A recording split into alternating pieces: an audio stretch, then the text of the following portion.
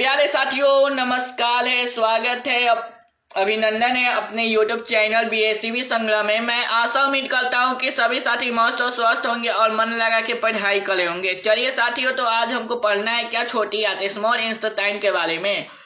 संरचना एवं क्रिया, एनाटॉमी, फिजियोलॉजी दोनों पढ़ेंगे। छोटी आंत की संरचना, छोटी आंत के काल, छोटी आंत के भाग और छोटी आंत के प्रकार के बारे में जानेंगे। प्यारे साथियों, यह है मेडिकल स्टूडेंट के लिए है। जितने भी मेडिकल स्टूडेंट है, कंपटीशन लेवल के स्टूडेंट जो कंपटीशन एग्जाम देते हैं, ठीक है, उनके लिए भी यह सही होगा। ठीक है, तो चलिए आज हम इस क्लास को स्टार्ट करने जा रहे हैं।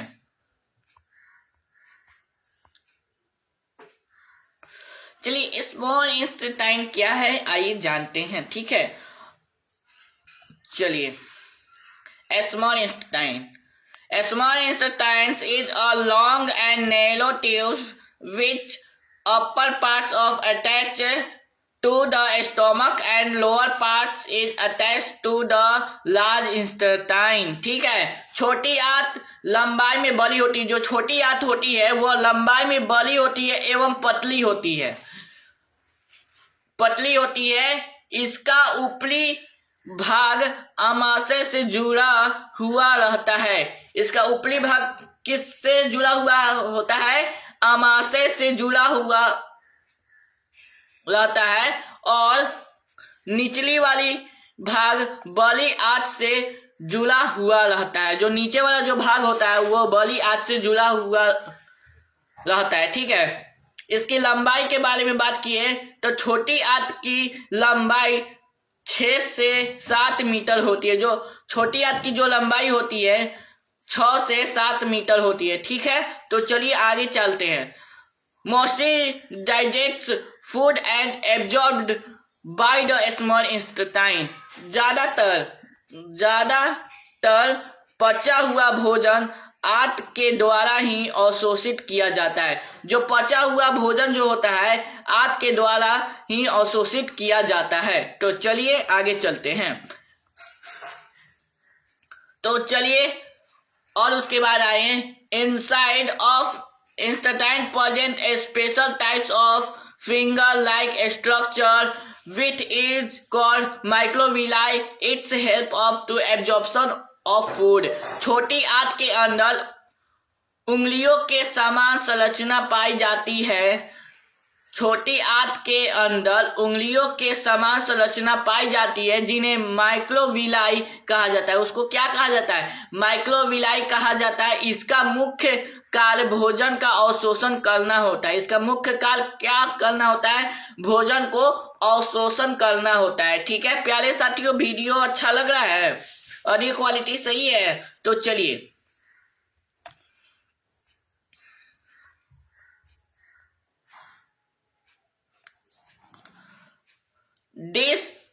this small intestine collide tips in the digestive system located between the stomach and large intestine responsible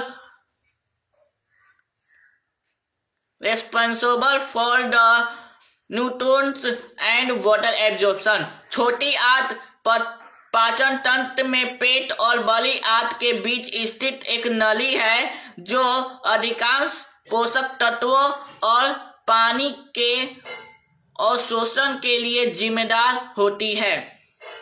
ठीक है, The small intestine also refuses as the small bowels in the specialized tips structure between the stomachs and large intestines, also called the colon or large volumes, that absorbs the nutrition from food। छोटी आंत जिसे परिष्कृत भी कहा जाता है। छोटी आंत आमाशय और बड़ी आंत के बीच एक विशिष्ट नलिका संरचना है जिसे वृत्तांग या छोटी आंत भी कहा जाता है। यह भोजन को पोषण और शोषण करता है। यह भोजन को और पोषण को अवशोषण करता है। ठीक है, तो चलिए इसके बारे में आप समझ गए होंगे, तो आगे चलते हैं। अगर समझ में नहीं आया तो कमेंट बॉक्स में कमेंट कीजिए, हम इसका आपको रिप्लाई देंगे। ठीक है,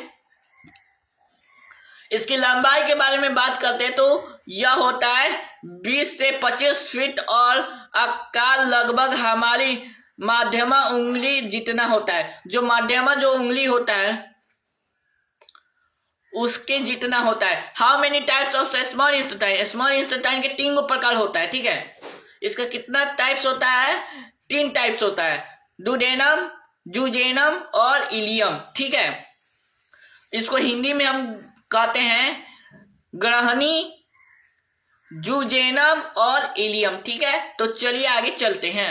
आइए अब हम पढ़ेंगे आपको डुडेनम के बारे में। डुडेनम क्या होता है, आइए हम जानते हैं डुडेनम क्या है। ठीक है,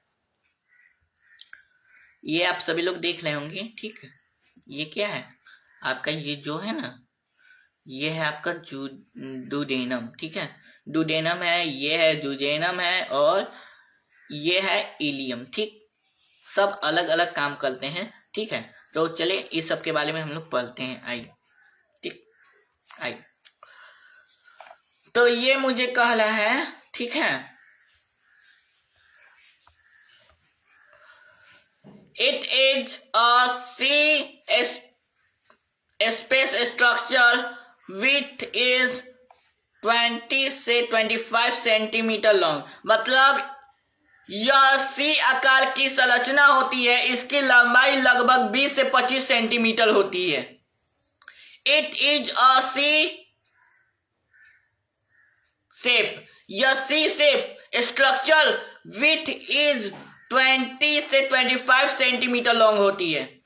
मतलब एक आकार खती होगा, सी आकार की संरचना होती है। इसका आकार जो होता है ना, सी आकार की संरचना होती है। इसकी लंबाई का बात करें तो 20 से 25 सेंटीमीटर लंबी होती है। This part is surrounded by pancreas head. यह बात पैनक्रियाटिक ग्रंथि के ऊपर, पैनक्रियाटिक जो ग्रंथि है उसके ऊपर गुड्डा हवा रहता है। ठीक है,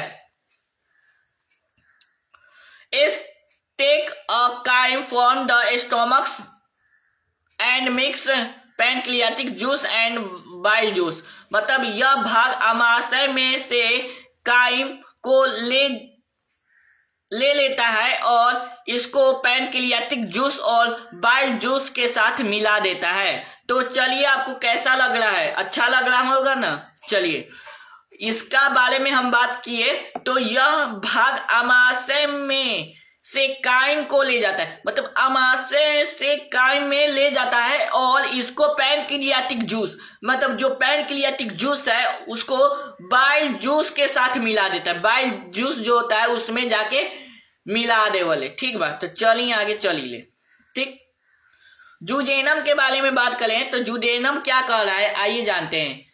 it's is a middle parts of small intestines with upper parts is connected with duodenum and lower parts is connected by ileum। जुजेनम छोटी आंत के मध्य में स्थित होता है। जो जुजेनम जो होता है छोटी आंत के मध्य में स्थित होता है। ठीक है,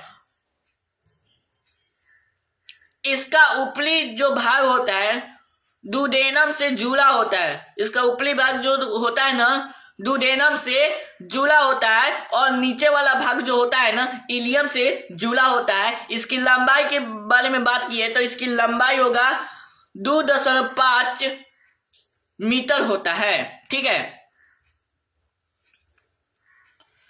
चलिए आगे चलते हैं।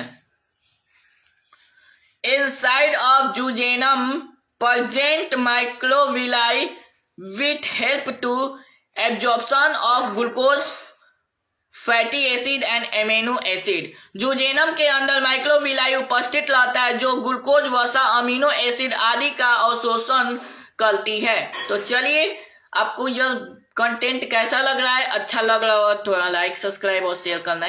ठीक है, चलिए अब आए हैं स्मॉल इंस्टेटाइन के बारे में, ठीक है, सॉरी स्मॉल इंस्टेटाइन ही पढ़ रहे हैं। इलियम के बारे में अभी हमको पढ़ना है। चलिए, तीसरे का टॉपिक है इलियम। इलियम क्या होता है? It is the end parts of small intestine with normal length is 3 metre long. यह छोटी आंत का सबसे नीचे वाला भाग होता है जिसका लंबाई 3 मीटर होता है। इसका लंबाई कितना होता है? 3 मीटर होता है। It also has microvilli with mainly absorb vitamin B12 bile acid. मतलब इसका जो होता है ना, it also has microvilli which mainly absorbs vitamin B12 और बाइल एसिड। इसके अंदर भी माइक्रोविलाई पाया जाता है, ठीक है, जो कि विटामिन B12 और बाइल एसिड के अवशोषण करता है, ठीक है, ठीक है। सर्कुलर फोल्ड के बारे में हम जाने। सर्कुलर फोल्ड क्या कह रहा है? जब हम खाना खाते हैं ना, उस समय क्या होता है, हमारा खाना जो है ना धीरे धीरे सर्कुलर फोल्ड होते हुए अमाशय में आएगा, धीरे धीरे पचेगा, ठीक है, ठीक है। धीरे धीरे हम लोग जो भोजन करें धीरे धीरे सर्कुलर फोल्ड होके आएगा और खाना धीरे धीरे पचेगा। हमारे पेट में 3 से 4 घंटा भोजन रहता है। चलिए,